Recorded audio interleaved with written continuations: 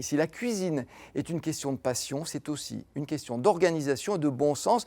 C'est ce que nous révèle notre invité dans Cuisiner tout simplement, une sorte d'encyclopédie de cuisine moderne qui paraît aux éditions La Martinière. Le voici, ce beau livre, et l'auteur, la voici. Bonjour Sonia Esgulian. Bonjour. Merci de nous avoir rejoints. Moi, je suis déjà régalé rien qu'en lisant votre livre. Il ne me reste plus qu'à me mettre au fourneau. Ça, c'est plus compliqué. Alors, je vous présente rapidement. Vous avez créé et tenu pendant 7 ans un restaurant qui s'appelait l'Oxalis à Lyon. Après avoir été pendant 10 ans ce qu'on appelle journaliste cuisine ou journaliste spécialisé dans la cuisine à Paris Match, vous animez un blog culinaire, bien sûr, qui s'appelle L'Épluche Sardine. Et il faut savoir que vous avez participé à la sélection des Bocuse d'Or. C'était en début de semaine. Ça se passait à Paris. On peut dire que vous et la cuisine, c'est une passion de toujours ? Oui, c'est une passion de toujours. Je suis née dans une famille arménienne qui avait une passion pour la cuisine. Ma grand-mère était maraîchère. Et en plus, tous les dimanches, elle réunissait sa famille autour d'une grande table. Et là, vous régaliez. Oui, mais la table a toujours été un moment de bonheur. Donc, quand vous associez le mot cuisine à bonheur, évidemment, vous êtes beaucoup plus enclin à pratiquer de façon intensive. Ça laisse des traces persistantes. Oui, mais bon, c'est plutôt une bonne chose parce que ça fait du bien. Il faut penser aussi que la cuisine fait du bien à la tête. Donc, ça fait vraiment du bien de cuisiner. Ça permet de partager, d'être par exemple en famille parce qu'on peut faire chacun une petite tâche. C'est très bien la cuisine. Puis de faire plaisir. Alors, Cuisiner tout simplement, c'est donc le titre de ce livre qui vient de paraître. Alors, c'est pas dans le sens de cuisine simple, c'est dans le sens de cuisine facile à réaliser. La nuance est importante quand même. La nuance est importante. L'idée est quand même de faire découvrir de nouvelles idées, de nouvelles recettes aux gens et quand même aussi des produits et peut-être des petites techniques de cuisine. En revanche, je m'attache beaucoup à simplifier la vie des gens. Alors pour cela, j'imagine donner beaucoup de conseils d'organisation. Ça commence par le marché. Ensuite, comment on rentre avec toutes ces courses à la maison, comment on les installe dans le frigo, on les range de façon à conserver le mieux possible quelques jours ces aliments au réfrigérateur, notamment les légumes et les herbes aromatiques. Et ensuite, je donne aussi beaucoup de conseils pour gagner du temps, pour travailler efficacement. Et comme ça, quand vous cuisinez, ce n'est que du plaisir. Il n'y a pas beaucoup de pragmatisme. Et ça, vous en êtes rendu compte, je le sais, en allant fouiller dans le frigo de vos amis. Et vous avez dit, mais c'est pas possible d'être aussi nul. Donc, vous nous aidez. Non, je ne me suis pas permis de dire ça. Non, mais j'en rajoute. Je n'ai pas dit ça. J'ai dit qu'en regardant le frigo de certains amis, j'ai été très étonnée de voir d'abord des frigos extrêmement remplis. Donc, beaucoup d'aliments. Ça, c'est pas terrible pour faire fonctionner. Mais pas forcément bien tenu. Et alors, plein de choses, c'est-à-dire beaucoup d'aliments installés par exemple avec les emballages, les herbes aromatiques et les légumes qui sont dans un petit sac en plastique. Forcément, ça fait de la condensation et ça abîme les légumes.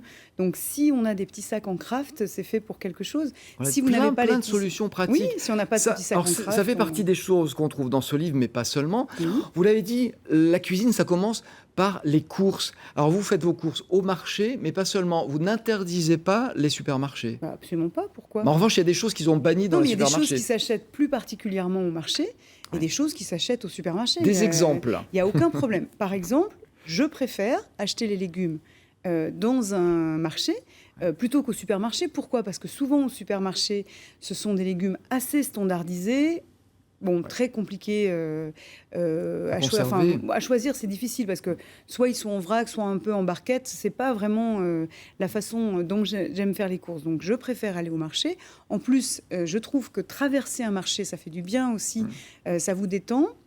Ça vous donne des idées pour cuisiner, donc ça c'est plutôt intéressant. Et vous pouvez discuter avec les commerçants. Ça c'est la première chose. Ça c'est un point fort, on fait une petite parenthèse là-dessus, parce que vous nous dites, la cuisine c'est d'abord de la communication. C'est vrai que les recettes ça s'échange, les trucs ça s'échange, et c'est auprès des autres qu'on apprend des choses. Essentiel. Autrefois, on avait cette fameuse grand-mère qui vous transmettait plein d'astuces, plein de trucs de cuisine, plein de recettes, ou même ce fameux cahier qu'elle rédigeait à la main et qui était transmis de génération en génération. Aujourd'hui, c'est un peu moins le cas. Mais je suis persuadée qu'il existe une forme de transmission moderne. Aujourd'hui, on le voit à travers les réseaux sociaux, à travers toutes les émissions de cuisine, et aussi au quotidien, tous les jours, quand vous allez au marché, ou chez le boucher, ou chez le fromager ou autre. C'est très intéressant, non seulement de discuter avec l'artisan, votre commerçant, mais aussi de discuter avec les gens qui sont dans la file. C'est formidable d'échanger avec les gens.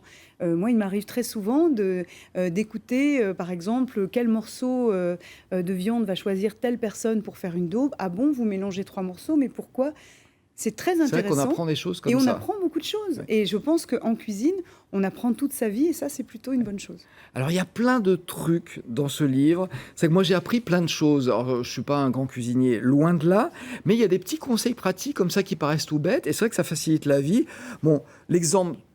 tout bête. Moi, je ne le savais pas. C'est que pour ne pas que la chair d'avocat noircisse, moi, je savais que pour les faire mûrir, on les mettait dans le papier journal, mais pour pas que la chair noircisse quand ils sont dans le plat, on laisse les noyaux parce que ça empêche de... Oui. Ça empêche de Alors, c'est surtout pour des recettes, si vous n'utilisez pas, par exemple, de citron dans une recette, avec de l'avocat, c'est dommage d'ajouter absolument du citron juste pour éviter que l'avocat ne noircisse. Et oui, parce que ça donne un goût. Oui, voilà, ça donne un goût.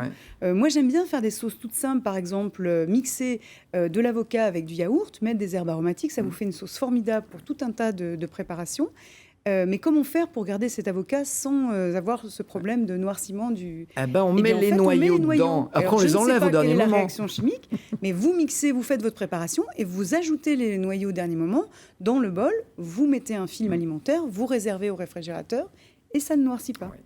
Alors, des trucs, il y en a plein. Il y a l'utilisation de la peau des aubergines. C'est à lire. C'est vrai que c'est plein de choses surprenantes. Conserver les blancs d'œufs dans les bacs à glaçons. On le fait pour les citrons, mais les blancs d'œufs, moi, je n'y avais pas pensé non plus.